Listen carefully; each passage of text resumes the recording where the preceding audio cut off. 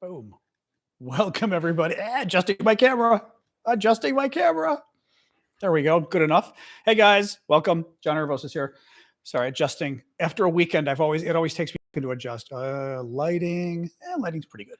I don't like it too strong. Anyway, hello, all. Maybe a little this way. Good enough. Anyway, hey, guys. Let me get TikTok rolling here. I just had a quick little snack before the show, thus the few minute delay in getting started. I had to eat something. I was starving. It always happens like this is kind of when I like to eat. So I always start the show and I'm like, all right, let me get TikTok rolling here. Actually, we did do a weekend show, so I've got to rename my TikTok show. It is not the Hangout. Let's see here. Anyway, welcome all. Hopefully you can all hear me on YouTube. Hold on. Ukraine war update. All right. Oops. Sorry, adjusting this. All right. God, it always takes a good 30 or 40. I don't know why. The beginning of the show takes maybe 45 seconds for it to catch up with you guys on YouTube. I don't know why. It doesn't sort of get you there right away. Okay, you're there. Hey, Syndicate. But like no one's chatting. It's confusing me. Or it's not showing me the updates of you guys writing. It always makes me worry like you're not there. Hang on a second here. Hey, Kay. All right, give me a second here. Oh, the commercial. Oh, it started with a commercial. I didn't even realize that. Oh, that's why. Sorry. Okay, that explains it. That must be why like it seems to take half a minute before you guys arrive. It's because you're stuck in a commercial. Sorry. 2 commercials. Hey, sorry. Sorry. All right, hang on here. I'm trying to get my little well, the elephant trunk is back. Let's do an elephant trunk. I always like the elephant trunk. There we go. Okay. All right, let me get TikTok going here. All right, TikTok go live. There we go. All right. All right. Hello all. As I get TikTok rolling here. Boom, boom, boom. Excellent. 5 o'clock shadow. Not much of one, though. I mean, yeah, but a couple days, but not as bad as I normally let it go. I don't like shaving. It's rough. It hurts. Does bad things. So anyway, hello, TikTokers. Hey, Anthony in Ireland. Hey, Martin. How you guys? I think today's a very interesting news day. It may not be a big news day in terms of content, number of news. I mean, hey, Cyril, thank you for the gifts. But I think there's a lot of interesting news today. So we will talk. But as I said, I was talking with Callum about some of it before the show. It's one of those days where I just think there's interesting things happening. Hey, Marcy, meaning stuff is happening, I think, like in a bigger sense with the war and what Ukraine's up to. It's very interesting. Thank you, Martin. Good afternoon, Alionk. Anyway, hello, guys. Let's hear Vicky. Hello from Europe, Croatia. Hey, Croatia. I know. I'm going to try to comment on the European elections. Now, this is not my area of expertise. God knows. I know American elections, Hey, Courtney. Hey, Alan. Hey, Chezek. Thanks for the gifts, guys. But it's important to talk about the European elections. So I think we'll start with that. Because how do you not? But I actually was going to sort of ask you guys to chime in a little bit on that one too. Thank you, Vicky, for the gift. Might as well start. I'll start with the European stuff. So, hey guys, welcome. John Aravosis here with the Aravosis Report. It's my nightly show. We do talking about the latest news from Ukraine. Pretty much Monday to Friday, 6 o'clock Eastern time, US. Hey, Annie. Thank you for being a subscriber on YouTube. But the interesting news of the weekend was the European elections. Was it yesterday? Saturday? I forget what day. Saturday, maybe? So Europe had parliamentary elections for the European Parliament. Now, let me just say, this gets all very confusing because there's like individual parliaments, right, of each country. And then there's the European Parliament, which is like Europe-wide. I never understand what the European Parliament does, although I guess it kind of makes sense because the EU has its own budget of member states contributing. So the Parliament probably gets involved with that. Thank you, thank you, cool for the hearts, and Pedro as well. So anyway, they had these big, bottom line, I will say this like as an American who gets very confused, obviously, with European politics. Hey, Ava, thank you for the gift. The elections, the European Parliament elections, what matters most for an American or an Asian, maybe somebody who isn't as up on European politics as a European. What matters most is it is an indication of where the continent is going politically, right? And there were a lot of concerns about the far right winning in Europe versus the middle or the left. There were some victories for the far right, some losses for the far right. France, there were significant victories for the far right, which is bad. Something like 31% victory for the far right versus 15% for President Macron's own party. Thank you, Kevin. That's concerning. In the Nordic countries, I know Sweden, for example, but I think its neighbors as well, the far right did not do well, which is really good. I know when I was sort of doing some political work in Sweden like 14 years ago, there was real concern about the Swedish Democrats, they're called, but they're actually former Nazi people that formed a political party. They're not Democrats at all. But there was concern about them growing in power. So in Sweden, they didn't do as well. In Belgium, the prime minister, I think, resigned as a result of the elections. France gets interesting. And of course, we're talking about this also because of Ukraine, right? Hey, Ernie, thank you for that. And what this means for Ukraine, because typically these are not just conservative parties. These are far-right parties. They're anti-immigrant parties. And when I say anti-immigrant party, sure, conservative parties tend to be less pro-immigration, right, than left-wing parties. It's not like that. Come on, Sash. Come on in. Don't just look at me. These are parties that kind of define their identity by being anti-immigrant. And I think if you define your identity by being anti-immigrant, you're usually a little bit of a fascist, in my view and in my historical experience. I got concerns about immigration. I don't like illegal immigration. Thank you, Ellie. But it's not my number one issue. If it's your number one issue, thank you, Ellie, for the gift.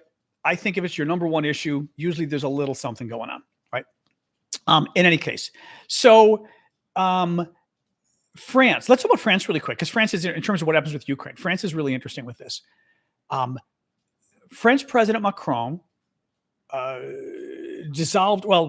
is dissolving parliament. I don't know when the elections are, but he announced that he's going to hold parliamentary elections in France. And because of the results of the election. And mind you, like I said, Le Pen's party, the crazy far-right, somewhat fascisty party, got twice the vote of President Macron's own party. And President Macron is very pro-Ukraine. Le Pen is very pro-Russia. In the last couple of years, she tried to sort of pretend this whole like, oh, I've changed my mind on Russia. And it was like bullshit, right? Her party got money from the Russians. I mean, very creepy relationship between her and the Russians. And, okay, dog, I don't know what you want from me. Her party's got a really creepy relationship. So I asked myself, like, okay, why would the president of France call parliamentary elections if the right wing is suddenly doing better, right? Thank you, Jen, for the gift. Thank you, Dale and Jamie. And I'm going to read you this from the Kyiv Independent. They did a nice sort of summary of stuff, of what was going on, and I thought it was very interesting. So listen to this. Let me tell you. So the three mainstream parties, okay, centrist parties retained a majority. This is European Parliament overall. Retained a majority of votes following the European Parliament elections. The three mainstream parties, European People's Party, center-left Socialists, and Democrats, and the Liberal Renew Europe will receive over 400 of the 720 seats, which gives them a working majority. That's good. Thank you, Nauseous, for the gifts, or for the lives, I should say, for sharing the live everywhere. That gives them a working majority, which is good. It means centrists are still in power at the European Parliament, so they don't have to basically embrace the crazies. That's good. Macron called parliamentary elections for France. Macron's party, Renaissance, came second in European elections, gaining less than half of the National Rally vote with 15% to 31%. So as we said, President Macron, France has called parliamentary elections. And I was trying to figure out why. Like, why would he do that if the crazy right wing is doing better in France? Why would you call elections and risk the crazy right wing winning? They explain. Now, I will warn you up front. If you're American and you don't do parliamentary elections, this is going to be confusing. Thank you, Cyril. If you get parliamentary elections at all, this makes a little more sense. So listen to this. This is from Kyiv Independent. They did a good analysis.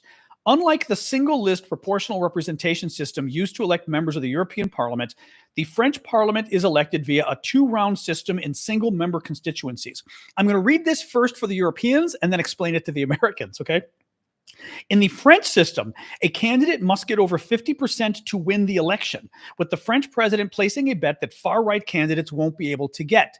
So let me explain this. So overall, what this is saying, typically in the European in Parliament, you have an election, lots of different parties run. I mean, you could have 5 parties, you could have 10 parties in a French Parliament, something like that, right? And the party that's got the most votes, even if it's not a majority, it could be it's a plurality, right? Say 30%, 20%. The party with the most votes gets to try to form a government, meaning they get to try to put a coalition together of votes that reach 50 or 51%. And if they're able to get 51%, then they can manage, they basically form a government. They pick a prime minister, they pick ministers, our version of secretaries, like Secretary of State, Secretary of Defense. But they basically, let's say my party is the biggest party in France. And I'm going to explain this hopefully correctly. And we have a parliamentary election, which picks a prime minister.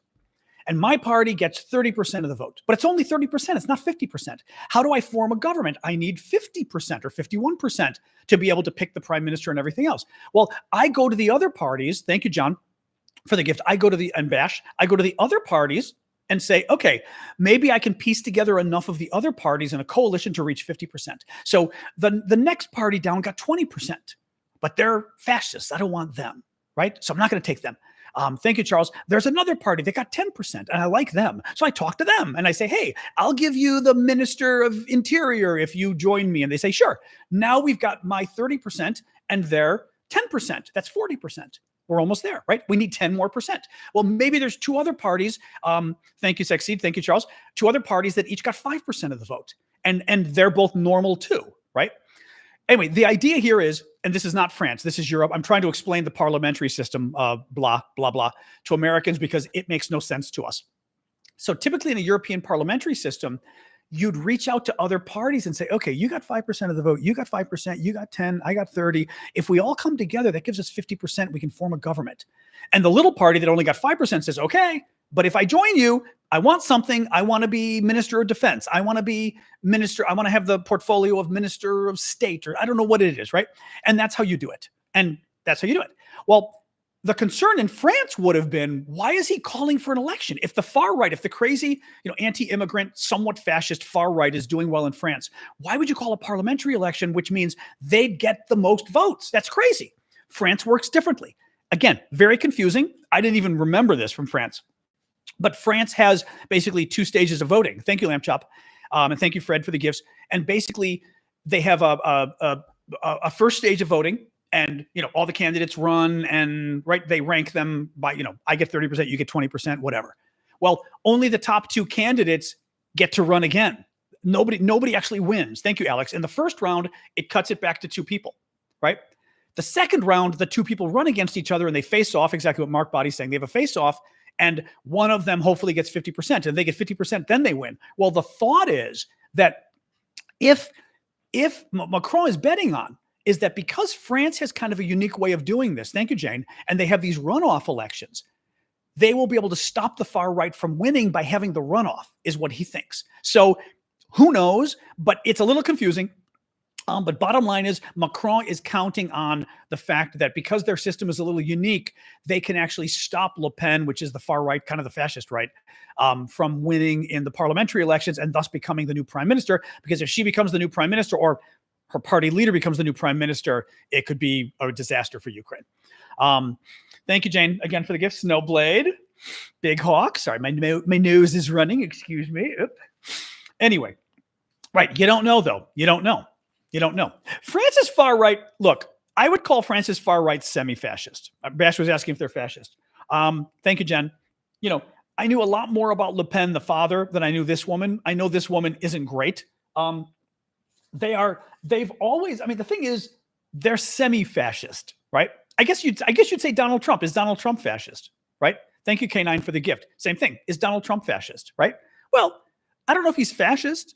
Is he semi-fascist? Yes, right? Is he fascist wannabe? Yes. Is he fascist light? Yes. Right? And I just get that same sense from the European far-right parties. They're fascist light. Orban's kind of a fascist, right? Or a dictator wannabe. Honestly, to some degree, it's authoritarian wannabe, whatever word you want to use, right? Right? In any case, all right, let's move on here. Whoop, I'm going to mute you for 5 minutes. Bye-bye. Let's move on. Okay, F-16s. Let's talk about F-16s, guys. Thank you, T-Bone, for the gift. So let's talk. Oh, actually, I didn't. We jumped right in about the elections. I didn't even mention. I always like to start the show by saying what day it is. It is day 837 of Vladimir Putin's special 3-day military operation in Ukraine. Please do keep the gifts coming, guys. You know I do this for a living, so I very much appreciate your gifts on TikTok and YouTube. They help me pay the bills. I do this full time. Nobody pays me. You pay me, so please keep them coming. And please consider becoming a monthly subscriber. I really appreciate those. Or offering a monthly subscriber gift would be lovely too. All right, let's get going here. So F-16s. This was interesting update on the F-16s. So you know that the F-16s are hopefully coming this summer to Ukraine sometime between now and August. Maybe some of them have already arrived. We don't know. Thank you, Red. Thank you, Rocco. Thank you, Dale. Oh, and PC Noel for the gifts there, all of you. There's still, I've got a story coming up that once again makes you wonder about whether F-16s are already in Ukraine. To be honest, we don't know. We don't know. There's no proof that they're there, so I don't want to say they're there yet, right? Thank you, Dale, for the gift if I didn't say so. But listen to this. So the Ukrainians are now talking about a number of the F-16s they get this summer being basically based outside of Ukraine. Now, they're not saying basing them outside of Ukraine and they actually would be like taking off and attacking. Thank you, T. Dunleavy, for the gift. Unless somebody, as always, mods or whoever, or even if you're somebody who gives a gift on TikTok, if you give one of those gift subscriptions, it's Jane. I was just going to say, thanks, Ash.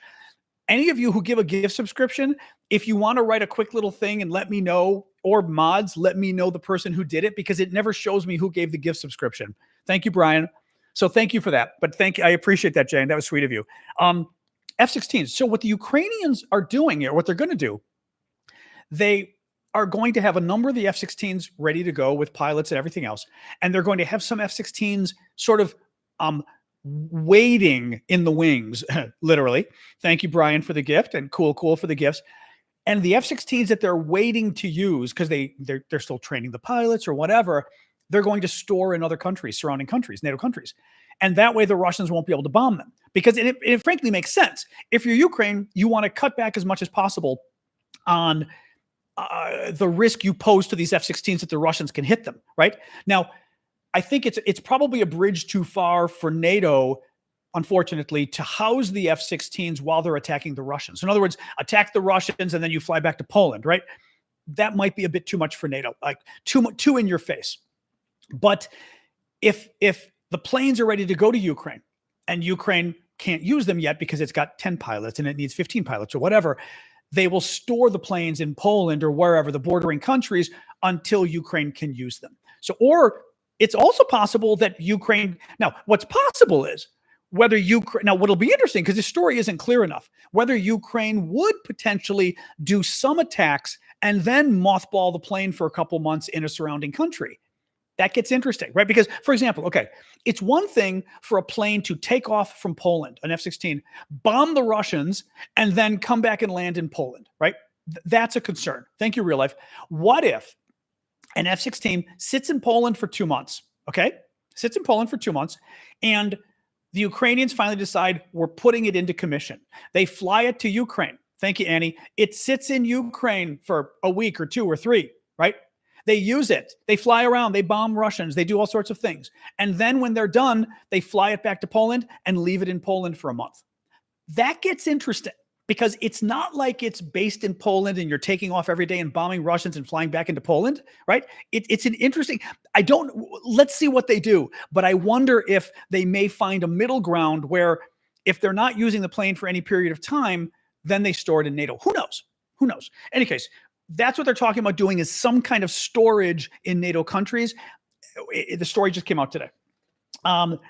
Per Sky News, this I was telling you, there's a lot of interesting news today because it gets into that issue of kind of where things stand with the war and where it's heading. I like news that basically, I never worked for the CIA. I always would have loved to have worked for the CIA. But I've always enjoyed, one thing I've done in politics a lot, and I've been very good at doing, is reading the tea leaves, as we say in English. tea leaves, like, or Greek coffee. The old ladies used to do it in Greece. I remember where they'd drink the Greek coffee, and on the bottom look at the remains of the coffee grounds or the tea on the bottom of the cup, and they would read your fortune, right? And I always find it very interesting in politics to try to read the tea leaves, to look at little bits of information and try to figure out what's going on, right? Well, listen to this. This is via Sky News, but it's all over the news today. We know what happened. A Ukrainian warplane, for the first time, fired a weapon that struck a target inside Russia in the last day. I'll say it again. A Ukrainian warplane, for the first time, fired a weapon that struck a target inside Russia. Now, why? With something like this that's like new, you always want to say, why? Is it a new weapon they didn't have before? Is it new permission they didn't have before? So, for example, was it a NATO weapon attached to the plane? Because we know they've got some of those, right? Was it a new NATO weapon, or was it a new weapon that was able to reach inside Russia for some reason? Was it an old weapon, a NATO weapon that the Ukrainians didn't have permission until right now to use, right? And now we know last week they got permission and they were able to use it. That's a possibility. Another possibility. Was it an F-16? I'm not going to say it probably was, because who the hell knows, right? But was it a new weapon that Ukraine didn't have before, either from the West or from Ukraine itself? Did something change? Thank you, Elizabeth. Did something change on the ground or in the air that made it more safe for the Ukrainians to get close to the Russian border with their planes? Because, again, they run the risk of their planes being shot down.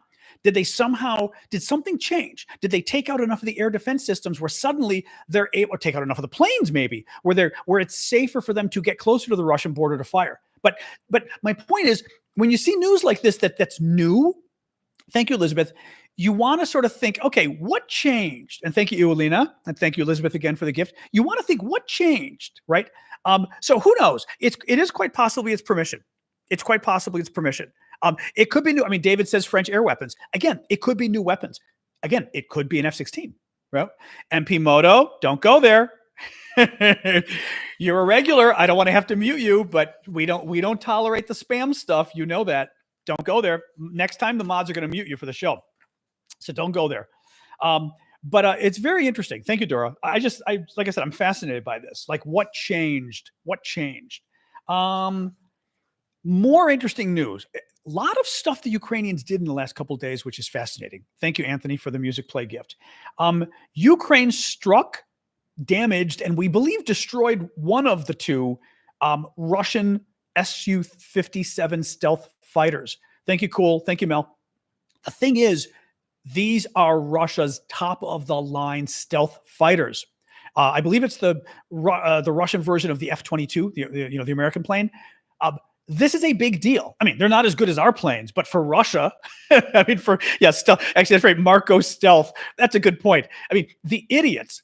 Thank you, adventurers. According to Russian military bloggers. Oh, thank you, yeah, or J. Well, since you're in Wales, God knows how to pronounce it. I was going to say ja, in Wales. Thank you for the comment. Apparently, the Russian military bloggers said they just had the stupid planes sitting out there on the airfield, and the Ukrainians came and bombed them. And the Russian military bloggers were livid, absolutely livid about this, saying that the Russians did nothing to protect the planes. Very interesting. Now, what's interesting, as I said, is they were able to, I believe they said they used missiles. Let me look here. Ukrainian forces conducted a coordinated strike against, that's a different one. I believe they said they used missiles, I think. Could have been drones too, though. Actually, it might have been drones. But nonetheless, it was pretty far in Russia. I think it was like 370 miles, maybe 500 and some kilometers.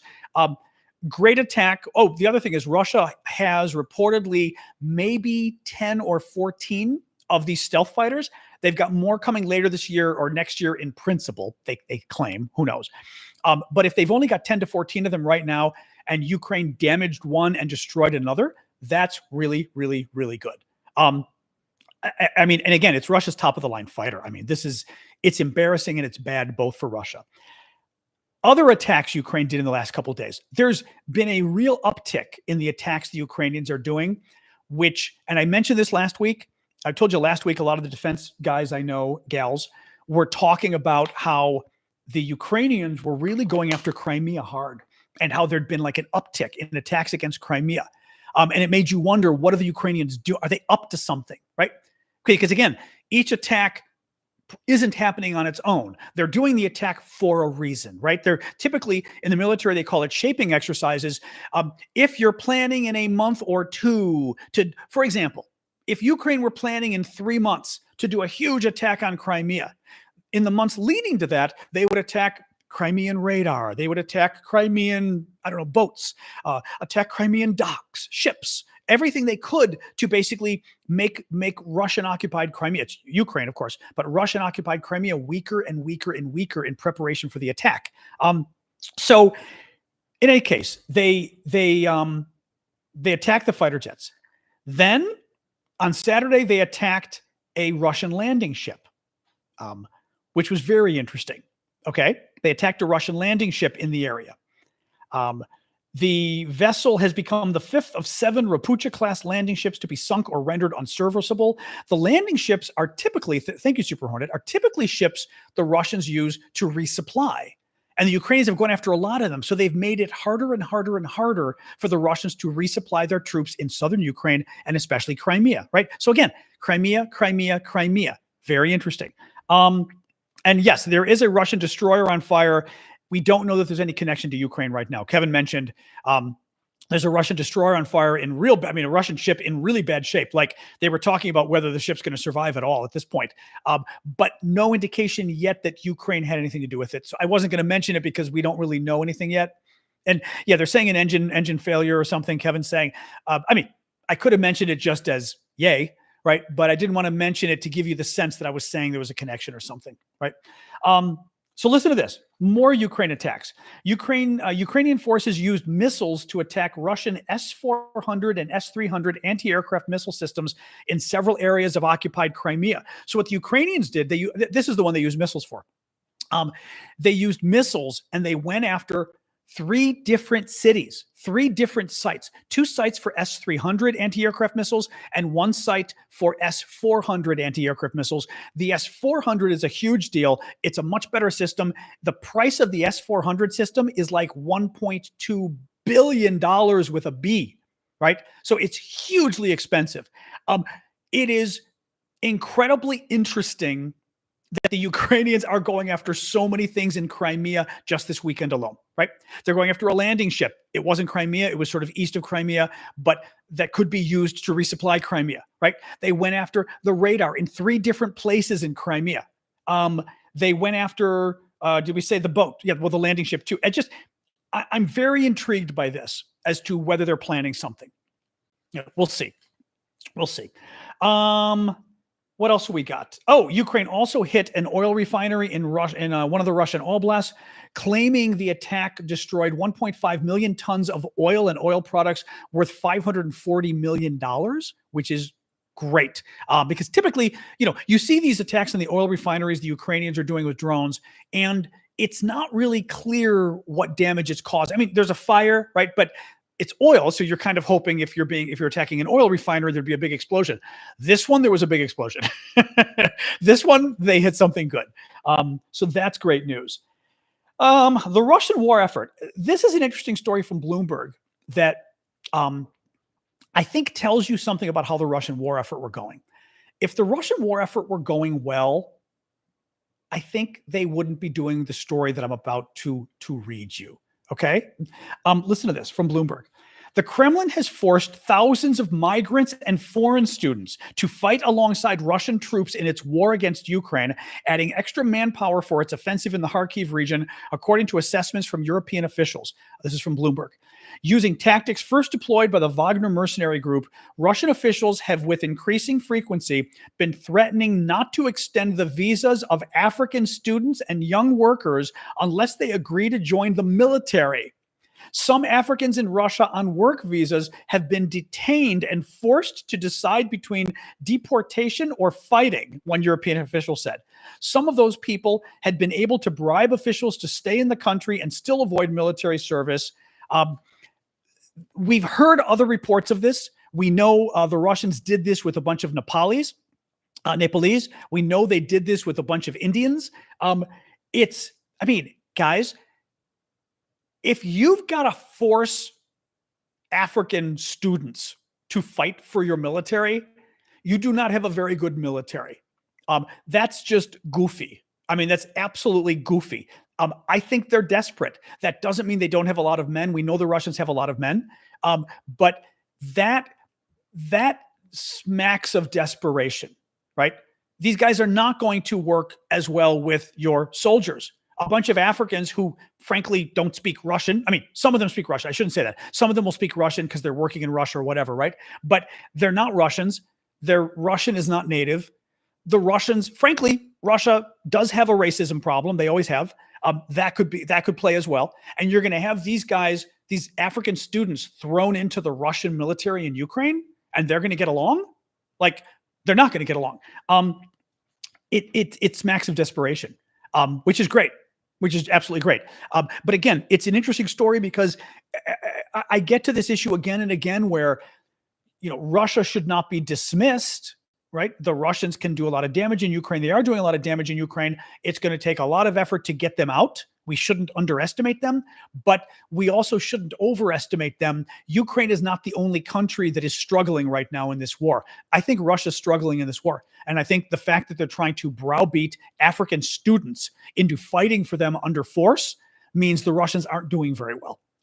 Or they're afraid they won't be doing wherever they don't have enough troops, et cetera, which is very interesting. This was interesting too. So BBC Russia and Mediazona published a survey, an investigation they did that showed nearly 20,000 Russian mercenaries died fighting for the Wagner Group during the Battle of Bakhmut. Bakhmut, town in eastern Ukraine.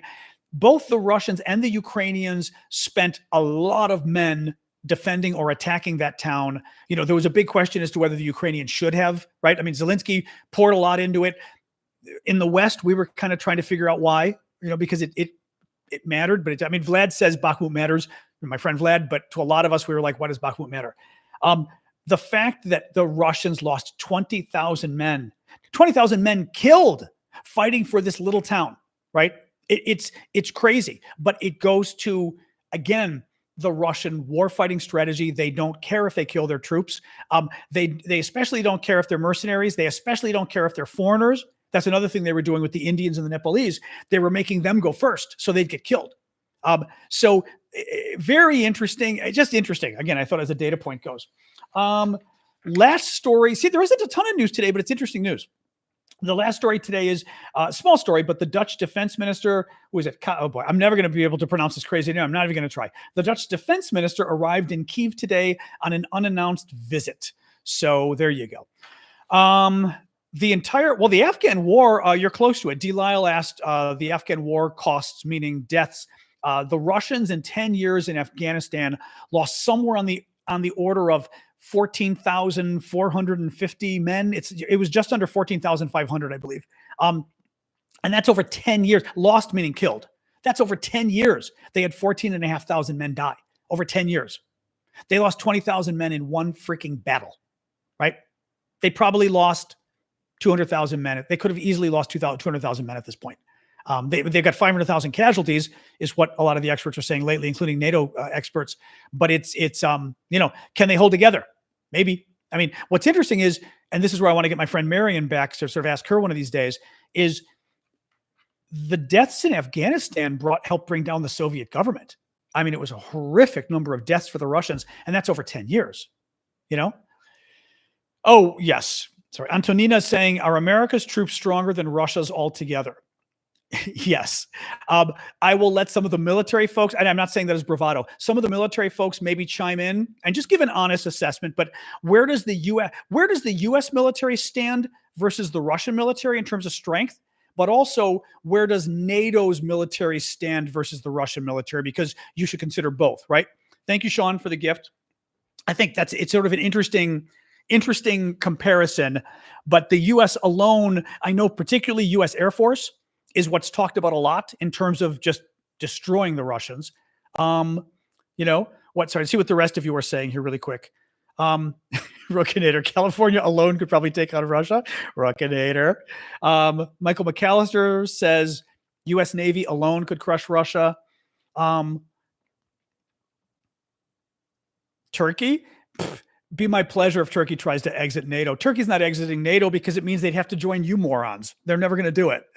Like, Turkey, you think Turkey's gonna skip NATO and leave Greece as a member of NATO? So NATO keeps giving Greece lots of weapons and a security guarantee so that the next time Turkey pulls some crap on Greece, all of NATO goes to war against Turkey. And Turkey, on the other hand, is going to go to war with Greece and turn for help to Belarus, Syria, Libya, Cuba, and Venezuela.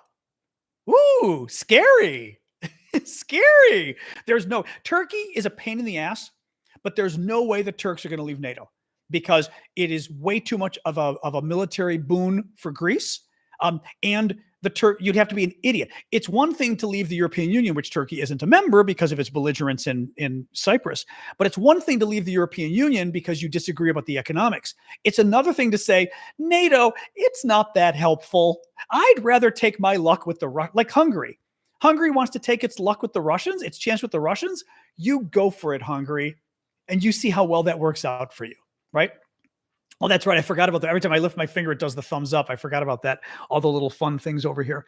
Hungary might leave. I wish Hungary would leave. Hungary, I have no problem with leaving. Turkey is also very beneficial to us too. I'll say that as well. Turkey's beneficial to us too. Syndicate says NATO holds a decisive advantage in air power with around 20,723 military aircraft, including fighters, interceptors, and ground attack aircraft. NATO's combined naval forces include 2,000 ships with powerful assets, blah, blah, blah. Yeah, we would destroy the Russians. Now, having said that, it doesn't mean war with Russia might not be painful, right? They'd invade Europe. It would be a mess. Lots of people would die. But would we lose? No. I mean, the Russians would have to literally use nuclear weapons. And if they use nuclear weapons, we'd use our nuclear weapons. So it's as much as the Russians talk about using nukes, it doesn't really make sense that they would, to be honest, because we'd use ours, So anyway, all right. So that is it for the news today. Let's talk. Let's talk. That's it for the news. I don't have the new auction items up. Sorry. I will have them up tomorrow. I'll put the new auction items up. We did very well. People purchased on Friday. I appreciate that. So thank you guys. Having a little bit of water here.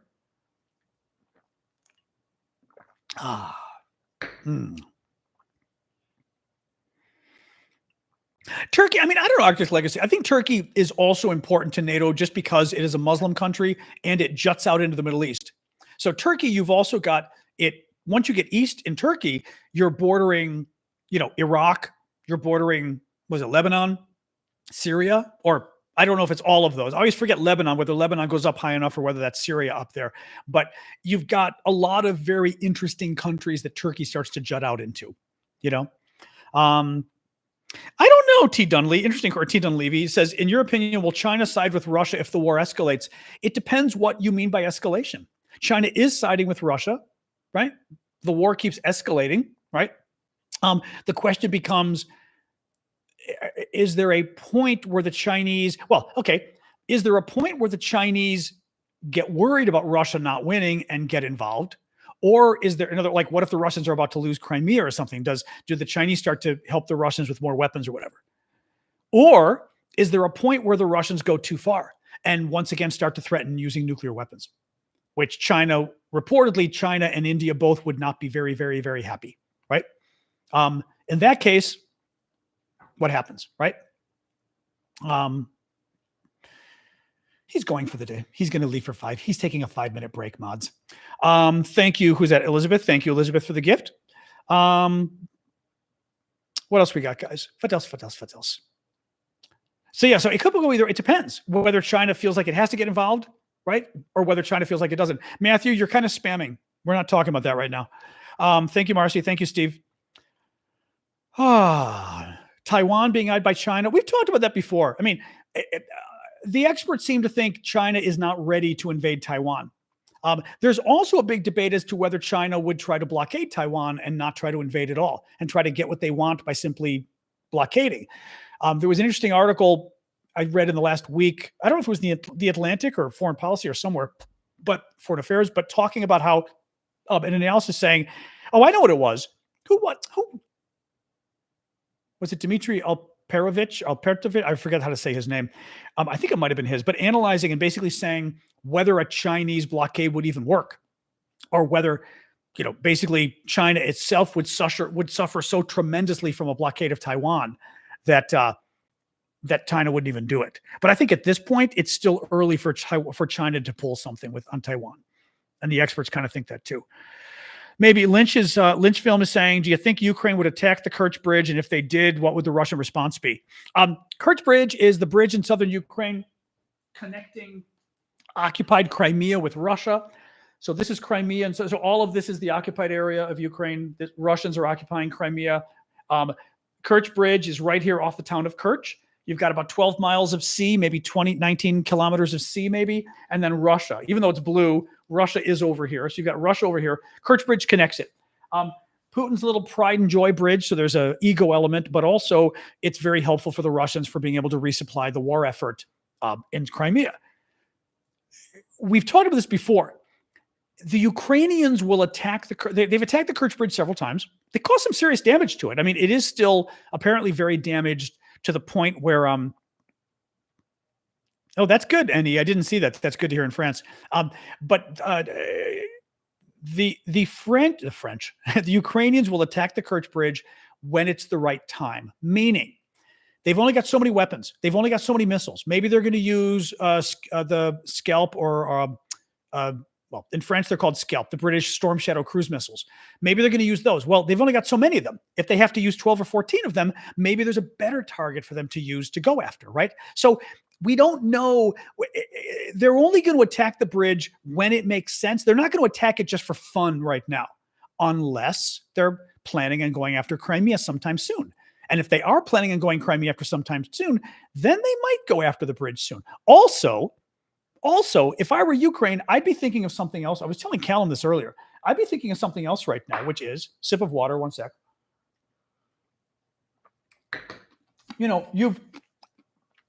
Thank you, Malkob.